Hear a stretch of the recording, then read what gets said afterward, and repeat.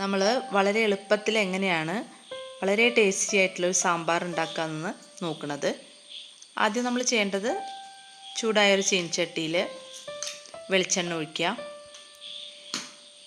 ആ വെളിച്ചെണ്ണ ഒന്ന് നന്നായി ചൂടായി വന്നു കഴിഞ്ഞാൽ അതിലേക്ക് ഒരു ചെറിയ കഷ്ണം കായം ചേർത്ത് കൊടുക്കുക. പിന്നെ അതൊന്ന് ചെറുതായി ഇളക്കി കൊടുക്കുക. കുറച്ച് നേരം ഒന്ന് ഇളക്കി അതിങ്ങനെ പൊരിഞ്ഞു വരും. അപ്പോൾ ആ പൊരിഞ്ഞു വരുന്ന സമയത്ത് നമ്മളതിലേക്ക് നന്നായി പൊരിഞ്ഞു വന്നാൽ നമ്മളതിലേക്ക് ഒരു സ്പൂണ് ഉലുവ ചേർത്ത് കൊടുക്കണം. ചെറിയൊരു സ്പൂണ് ഉലുവ ചേർത്ത് കൊടുക്കുക. നമ്മളിതൊരു 4-5 പേർക്ക്, ഒരു 6 പേർക്കൊക്കെ സുഖമായിട്ട് കഴിക്കാവുന്ന ഒരു സാമ്പാറാണ് ഉണ്ടാക്കുന്നത്. അപ്പോൾ ഉലുവ ഇട്ടതിൻ്റെ ശേഷം വറ്റൽ മുളകും നമ്മൾ അതും ചേർത്തിട്ട് ഫ്ലെയിം ഒന്ന് കുറച്ചോളൂ. എന്നിട്ട് നമ്മളത് ചേർത്ത് ഒന്ന് ചൂടാക്കി എടുക്കാം. ചൂടായതിൻ്റെ ശേഷം നമ്മളതിലേക്ക് ഒരു 4 സ്പൂണ് മല്ലി ചേർക്കുക. അതും ചേർത്ത് ചീനച്ചട്ടി നല്ല ചൂടായതുകൊണ്ട് പെട്ടെന്ന് തന്നെ ചൂടായി കിട്ടും. ഒരു 1/2 സ്പൂണ് അല്ലെങ്കിൽ ഒരു ചെറിയ ടീസ്പൂണ് നാളികേരം കൂടി നമുക്കതിൽ ചേർത്ത് കൊടുക്കാം. അതൊക്കെ പെട്ടെന്ന് ആയി കിട്ടും. അതിൻ്റെ ശേഷം ഒരു വെളുത്തുള്ളി അല്ലി, ഒരു 3 അല്ലെങ്കിൽ 4 ചുള ചുവന്നുള്ളി, ഇതെല്ലാം ചേർത്ത് നന്നായി ഇളക്കുക. ഒന്ന് റോസ്റ്റായി വന്നാൽ നമ്മൾ കറിവേപ്പിലയും കൂടി ചേർത്ത് ചെറിയ ഫ്ലെയിമിൽ നന്നായിട്ട് ഇളക്കിക്കൊണ്ടേയിരിക്കുക. നല്ല റോസ്റ്റായി വന്നിട്ടുണ്ടെങ്കിൽ ഒരുപാട് മൂത്ത് പോകരുത്. ഒരു ഇളം ചുവപ്പ് നിറമായി കഴിഞ്ഞാൽ നമ്മൾ ഫ്ലെയിം ഓഫ് ചെയ്യുക. ഓഫ് ചെയ്തതിൻ്റെ ശേഷം തണുക്കാൻ വയ്ക്കുക. നന്നായി തണുത്തതിൻ്റെ ശേഷം മിക്സിയുടെ ചെറിയ ജാറിലിട്ട് അത് നന്നായിട്ട് പൊടിച്ചെടുക്കണം. പേസ്റ്റ് പോലെ തന്നെ ആയി വരും അത്. ഇനി നമ്മൾ ഒരു കുക്കറിൽ കുറച്ച് പരിപ്പും, സാമ്പാർ പരിപ്പും, അതുപോലെ മത്തനും കൂടി, മത്തൻ്റെ ഒരു 4-5 കഷ്ണം മത്തനും കൂടി വേവിക്കുക. അതിനുശേഷം അതിലേക്ക് നമ്മൾ പുളി പിഴിഞ്ഞു പാരുക. പുളിയൊക്കെ പാകത്തിന് വളരെ കുറച്ച് മതി. പുളി പിഴിഞ്ഞു പാരുക. ഉപ്പും ചേർക്കുക. ആവശ്യത്തിന് മഞ്ഞൾപ്പൊടിയും കൂടി ചേർത്ത് അത് ഒന്ന് നന്നായിട്ട് ഇളക്കി കൊടുക്കുക.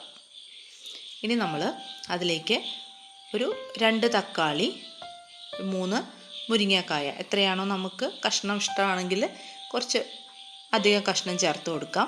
അതിൻ്റെ ശേഷം നമ്മൾ കുക്കറിൻ്റെ അടപ്പിട്ടതിന് ശേഷം ഒരു വിസിൽ ഫുൾ വിസിൽ വരണം എന്നില്ല. ഒരു വിസിൽ വരുമ്പോൾ തന്നെ നമുക്കത് ഓഫ് ചെയ്യാം. ഒരുപാട് തണുക്കാൻ വേണ്ടി വെയിറ്റ് ചെയ്യണ്ട. മുരിങ്ങക്കായൊക്കെ ഉടഞ്ഞു പോവും. അപ്പം നമ്മൾ മെല്ലെ ഒരു വിസിൽ വരുന്നതിൻ്റെ മുന്നേ തന്നെ ഓഫ് ചെയ്ത് വെച്ച് മെല്ലെ അടപ്പ് മാറ്റുക. അതിൻ്റെ ശേഷം നമ്മൾ നന്നായി അരച്ച് വെച്ചിട്ടുള്ള നമ്മളുടെ അരപ്പ് ഇതിലേക്ക് ഒഴിക്കുക.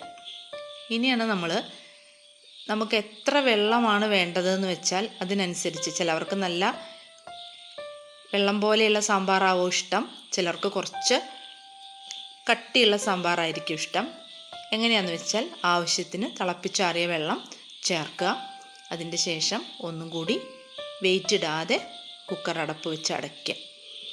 നന്നായിട്ട് തിളച്ച് വന്നു കഴിഞ്ഞാൽ മൂടി മാറ്റാം. ഇളക്കി നോക്കാം. ഉപ്പ് പാകം നോക്കാം. കറിവേപ്പില അതിൽ ചേർത്ത് കൊടുക്കാം.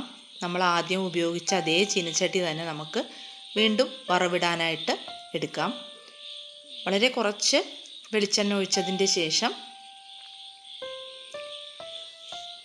അതിലേക്ക് നമ്മൾ പിന്നെ കടുക് ചേർത്ത്, കടുകൊന്ന് പൊട്ടാൻ തുടങ്ങിക്കഴിയുമ്പോൾ 1-2 എരിവ് കൂടുതൽ ആവശ്യമാണെങ്കിൽ 2 വറ്റൽമുളക് ചേർക്കാം. അതല്ലെങ്കിൽ 1 വറ്റൽമുളക് 2-3 കഷ്ണങ്ങളായിട്ട് മുറിച്ച് അതും നമുക്കതിൽ ചേർത്ത് കൊടുക്കാം. കടുക് നന്നായി പൊട്ടി വരുമ്പോൾ ഒരു 2-3 കറിവേപ്പില അതും കൂടി നമുക്കതിൽ ചേർക്കാം.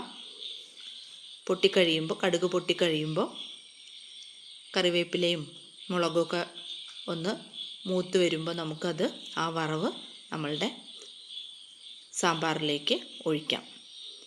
ഒരല്പം സാമ്പാർ എടുത്ത് നമ്മളുടെ ചീനച്ചട്ടിയിൽ ഒഴിച്ച് തിരിച്ചങ്ങോട്ട് തന്നെ ഒഴിച്ചാൽ മുഴുവനും കടുകും ആ വറവിൻ്റെ സ്വാദും ഒന്നും കൂടി നമുക്ക് കിട്ടും.